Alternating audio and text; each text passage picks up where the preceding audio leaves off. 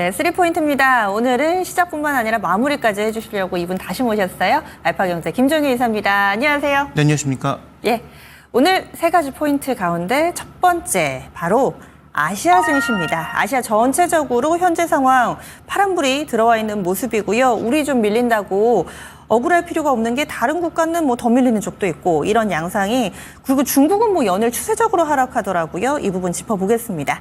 일단 현재 상황부터 좀 알려주세요. 네, 일단 미국을 제외한 거의 전 국가가 되돌림의 판등 탄력이 미약합니다. 일단 이 미국만 V자형의 완벽한 낙폭 회복을 보여주었을 뿐, 유럽도 지금 한 60% 정도의 회복이고요. 그래요. 그다음에 뭐 일본, 뭐 중국이야 뭐 애초에 빠진 것도 없으니까 제외하고 뭐 대만, 홍콩 뭐 이런 나라들을 전체적으로 살펴보면 미국 시장이 급락하는 구간, 엔화 변동성이 극도로 확대됐던 구간에 하락했던 국가들 중에서 제대로 낙폭을 회복한 국가는 미국을 제외하면 아무 데도 없다라는 거죠. 그래서 아시아 증시가 최근에 정체를 보여주고 있는 양상이고요. 국내 증시는 선물 지수로 한번 살펴보면 지금 제가 화면을 하나 잡아놨는데 반등을 시작해서 일단 첫 번째 갭도 넘지 못했던 굉장히 답답한 흐름 속에서 미국이 전고점을 회복한 시점에서 첫 번째 갭을 메웠고, 그 다음에는 이제 수렴 국면으로 가고 있는 거죠. 그래서 종합주가지수 기준으로나 2,700선을 중심으로 하는 수렴 구도로 가고 있고, 여전히 방향성은 전혀 없는 그런 모습이 연출되고 있다.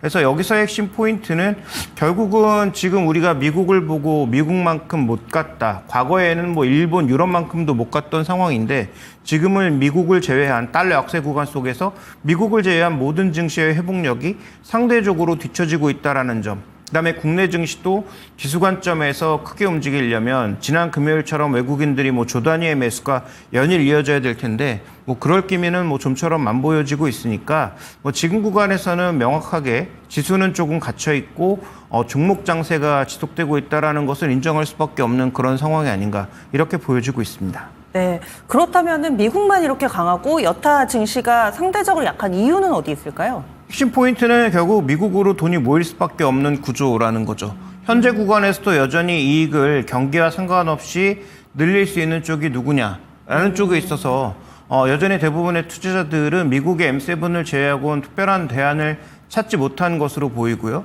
중국이나 유럽의 경기가 뭐 지금 미국이 둔화된다고 해서 유럽과 중국보다 나쁜 정도의 상태로 가느냐, 그것도 아니고요.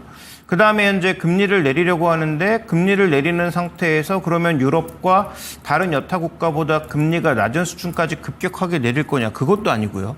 그러니까 금리 베이스로 봤을 때도 여전히 미국이 높고, 그 다음에 여전히 강하게 가장 버틸 수 있는 소위 AI라고 하는 축의 중심 종목은 여전히 다 미국에 있기 때문에 여전히 대부분의 투자 자금들이 미국을 향해 있는 것으로 보여집니다. 그 다음에 또 최근에 달러가 조금 약세를 보이면서 제가 보기엔 달러를 빌려서 캐리하는 게 아니라 달러가 약세를 보이니까 오히려 다른 통화 쪽에서는 상대적으로 싸진 달러 자산에 대한 매력도가 조금 살아나고 있는 것은 아닌지 이런 생각이 들거든요. 그래서 네. 달러 캐리 트레이드가 나타나고 있는 게 아니고 달러 약세를 타고 이머징 쪽으로 자금이 흘러가는 게 아니고 오히려 상대적으로 환율 기준으로 가격이 조금 싸진 미국 자산에 대한 뭐 상대적인 매수가 조금 유입되는 것으로 볼 수 있겠는데, 물론 뭐 이 전략이 맞을지는 좀 더 시간을 두고 지켜봐야 되겠지만 어쨌든 8월 28일 엔비디아 실적 발표 이전까지는 현재 이런 좀 답답한 지수는 갇혀 있고 종목별로 순환이 도는 분위기가 뭐 쉽게 바뀌지는 않을 것으로 예상이 되고 있습니다. 그럼 앞으로도 이렇게 남은 하반기 미증시의 상대적인 강세가 이어질 것인가, 이 부분 궁금하고요.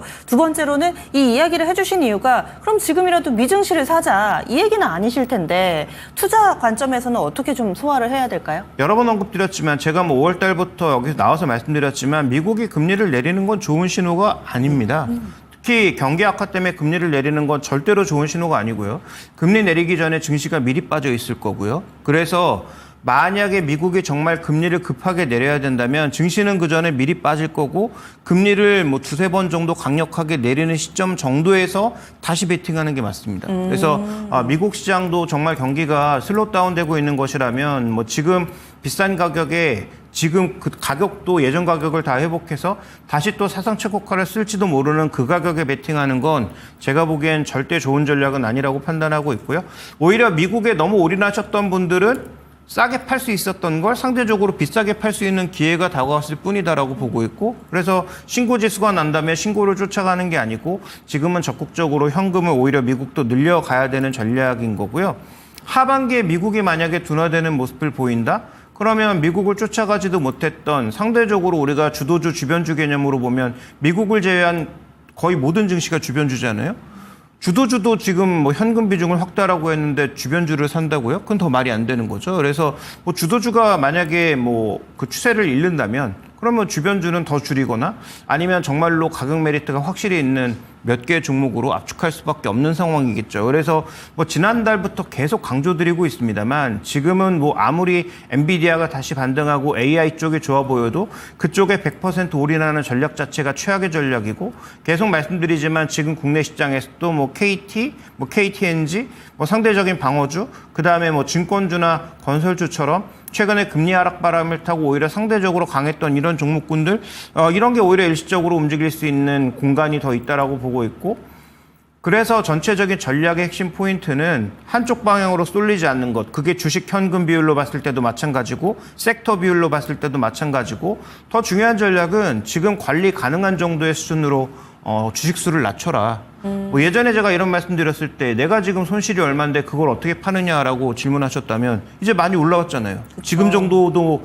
단행하지 못하면 언제 팔겠습니까? 네. 여기서 더 올라갈 수 있는데 만약에 더 올라가면 대응할 수 있는 방법이 많다니까요. 그래서 올라갈 때는 우리가 대응할 수 있는 방법은 많지만 여기서 이제 우리가 매수 원리, 롱원리로 대응하시는 분들의 입장에서는 뭐 지수가 급락해버리면 대응할 수 있는 방법이 아무것도 없죠. 그러면 내가 원래 투자하고 싶지도 않았는데 의도하지 않은 장기 투자자가 될 수밖에 없단 말이죠. 그래서 여러 번 언급드렸지만 지금은 경제교과서에 나오지 않은 일반적이지 않은 상황들이 워낙 많이 발생하고 있고, 미국의 일부 뭐 베팅 사이트이긴 하지만 민주당 전대 끝나자마자 다시 뭐 경합주에서 트럼프의 뭐 지지율이 올라오고 있다, 트럼프 베팅이 올라오고 있다, 이런 뉴스도 나오고 있거든요. 그래서 누가 이길지 모르지만 지금 우리가 확정해서 뭔가 볼 수 있는 것은 아무것도 없다. 그럼 이런 구간에서는 우리가 불확실성을 줄이는 전략으로 가고, 단기 트레이딩은 오히려 강한 좀 모멘텀이 나타나는 종목 쪽으로 붙는 것이 상대적으로 좀 맞지 않나, 이렇게 보고 있습니다. 계속해서 방어에 조금 더 집중을 해주시면 어떨까, 첫 번째 포인트에서 알아봤고요. 다음 두 번째 넘어가겠습니다. 두 번째는 오늘 핫한 섹터입니다. 제약바이오인데 아침부터 유한양행, 렉나자의 FDA 승인 소식으로 인해서 떠들썩했습니다. 그런데 정작 유한양행은 대체적으로 이 상승분을 반납하고 있는 상황이고요. 제약바이오 전반으로 그럼 안 좋냐? 그건 또 아닙니다. 오늘 전기가스에 이어서 두 번째로 강한 업종이 의약품이고, 그런데 또 수급을 보면은 외국인 기관, 특히나 기관이 좀 많이 팔아서 개인만 사거든요. 녹십자, 종근당 이런 또 대형 제약업체들은 많이 오르고 헷갈립니다. 어떻게 좀 판단을 해야 될까요? 네, 일단 전체적으로 바이오 섹터, 그다음에 뭐 제약 섹터에서 뭐 증권사 유니버스 안에 들어갈 만한 종목들, 그러니까 소위 이제 계속 실적 추정도 되고 뭔가 펀더멘탈 추적이 그래도 전문가 영역에서 그게 뭐 맞던 틀리던 되는 그런 종목군들 수급을 지금 살펴보게 되면 명확하게 드러나는 특징이 있죠. 98만 원대 고점을 찍었던 이게 8월 9일이네요. 8월 9일 정도까지 삼성바이오 로직스 쪽으로 향하는 수급이 좀 많았다면 그 이후에는 수급의 둔화와 함께 주가도 굉장히 둔화되는 모습을 나타내고 있죠. 오래간만에 강세를 나타내고 있는 거고요. 셀티오는 뭐 아직도 왜 그런지 저도 정확한 이유를 찾지 못하지만 20만 원 위에만 가면 상승 탄력이 둔화되는 모습을 여전히 반복하고 있는 그런 양상이고요. 수급도 지난 7월 이후에는 뭐 여기도 둔화되는 모습입니다. 추가적으로 더 사지는 않는 그런 양상이죠. 그 다음에 코스닥 쪽으로 넘어가서 한때 뭐 가장 핫한 종목이었던 알테오젠도 수급의 둔화와 정확하게 7월 말부터 전체적인 주가 동향은 굉장히 정체되어 있는 상황입니다. 그러니까 뭐 매일 누가 사고 팔고는 중요하지 않고 현재 구간에서 수급의 전체적인 연속성이 둔화되기 시작한 부분과 주가의 정체가 맥락을 같이 하고 있다는 거고요.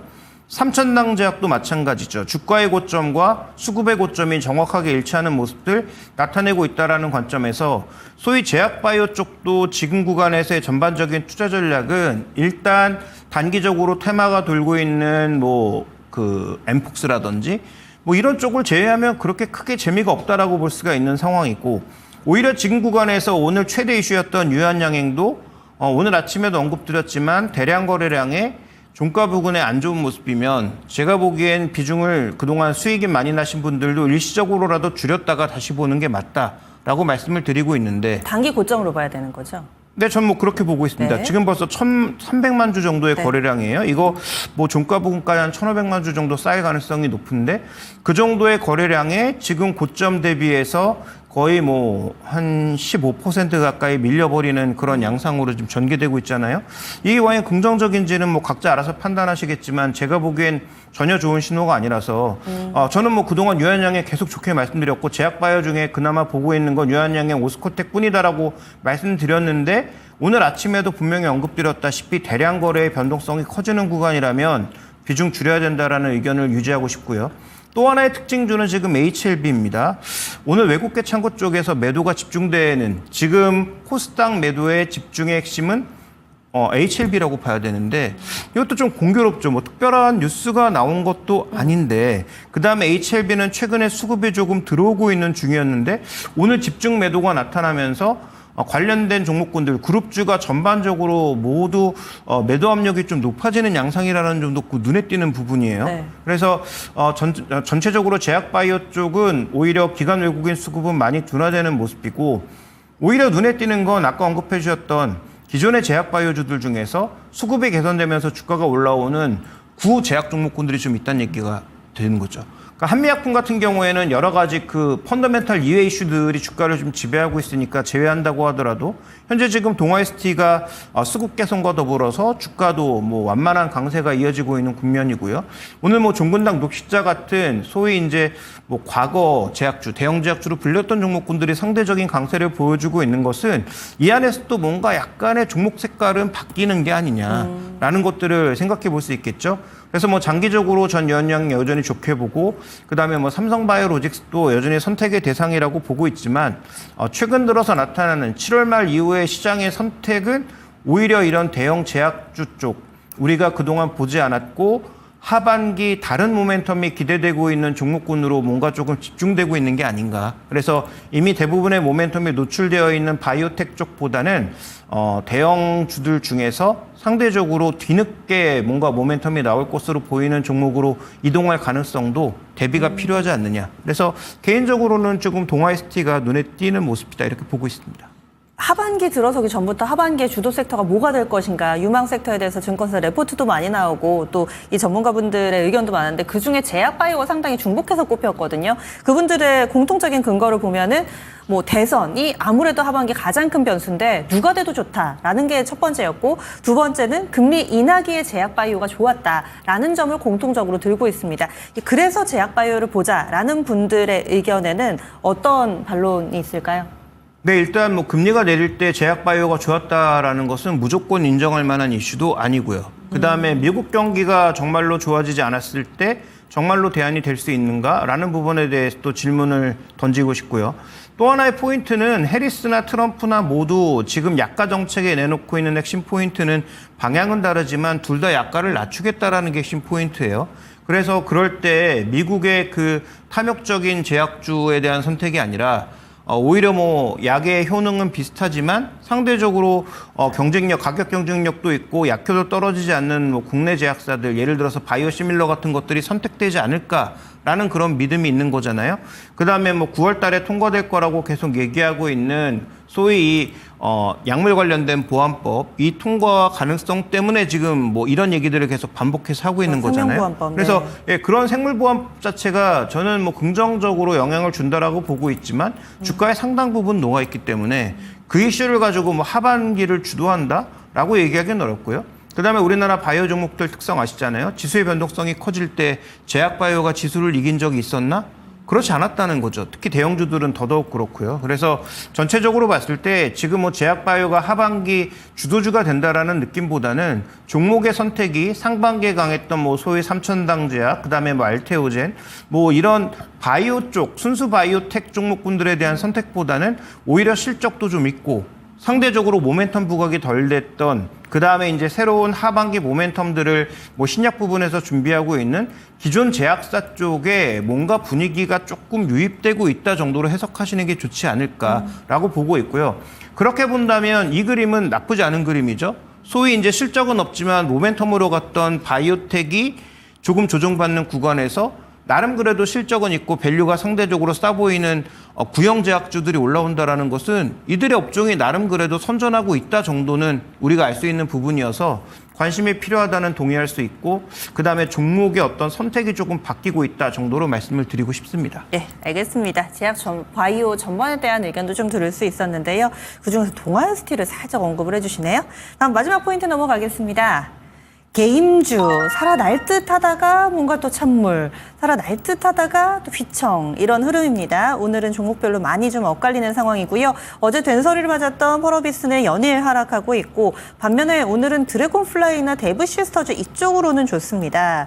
과연 게임주, 이제 게임스컴을 앞두고 있는 상황인데 어떤 쪽을 봐야 될지, 게임스컴보다는 방향성이라고 해주셨는데 이 단기 이벤트보다는 중요한 게 있다고 판단하시는 것 같아요. 네, 뭐 게임스컴 중요하죠. 뭐 가장 큰 게임 그 잔치이기도 하고 여기에서 또 뭐 데뷔작이 뭐 좋은 성과를 거둔다면 뭐 당연히 긍정적인 모멘텀이 나타날 텐데 뭐 두 가지 이제 그림을 살펴보시면 첫 번째 게임 산업 전체적으로 더 이상 성장 산업이 되지 않고 있다.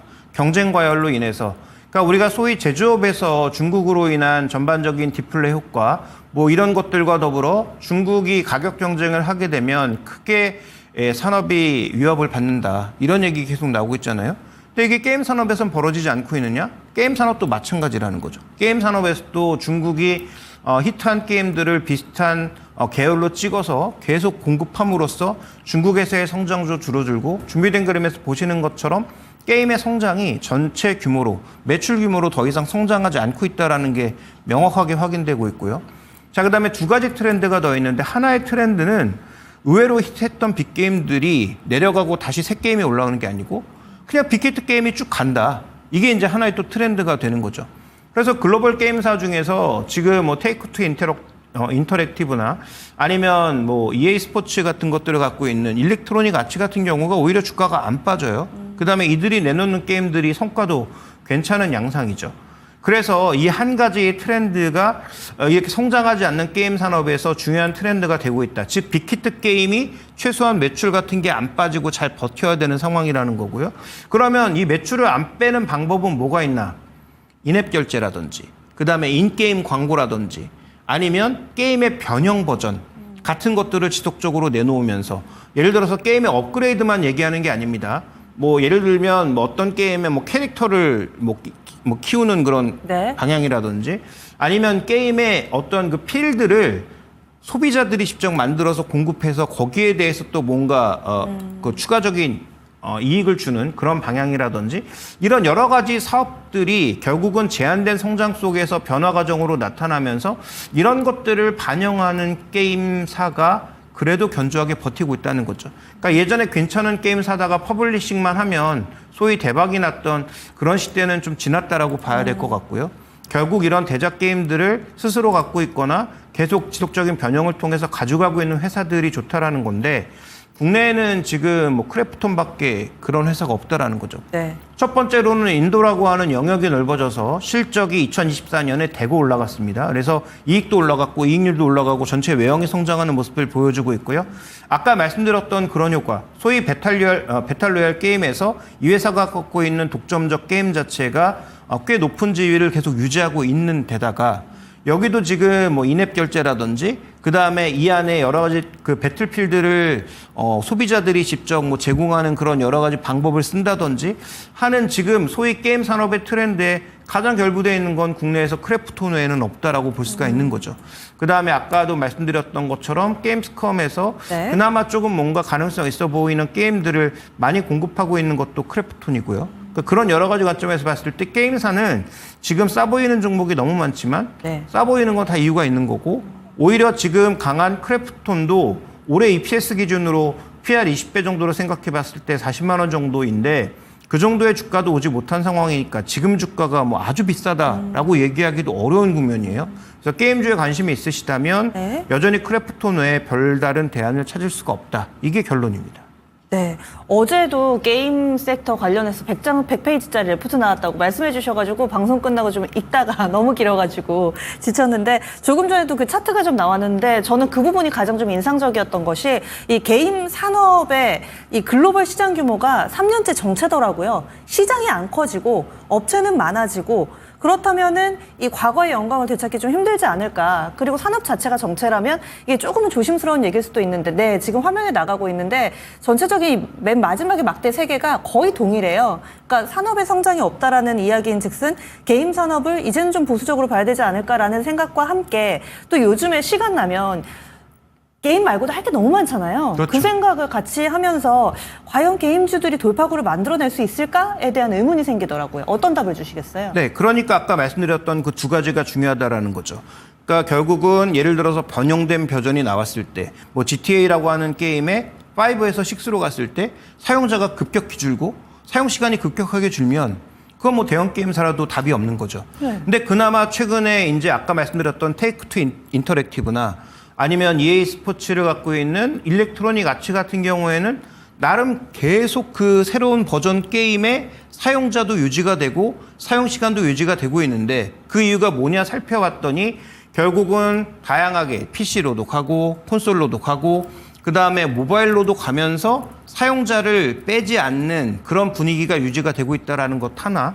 그 다음에 예전에 게임사가 그 소위 등골을 빠는 방법은 뭐 확률형 아이템을 판다든지 아니면 굉장히 뭐 비싼 그런 아이템들을 팔면서 유지했던 그런 전략을 이제부터 벗어나서 뭐 인앱 결제라든지 인앱 광고라든지 이런 형태의 다른 수익 모델들을 그나마 사용자가 유지되고 있는 게임 내에서 만들고 있는 게 돈이 되고 있다라는 거고요. 그 다음에 사용자가 그 안에 직접 들어와서 역할을 할 수 있는 그런 게임들의 그 흐름들도 결국은 그런 사용자가 유지되는 게임 안에서만 만들어지고 있다는 거죠.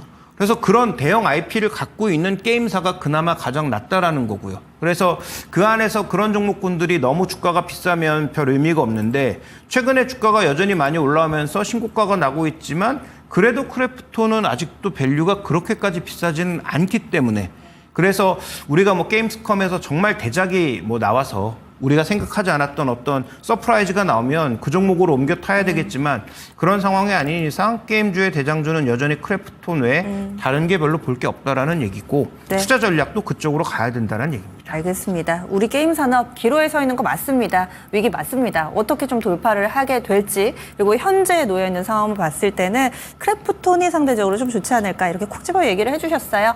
세 가지 포인트 알아봤습니다. 여기서 보내드리죠. 오늘 말씀 고맙습니다.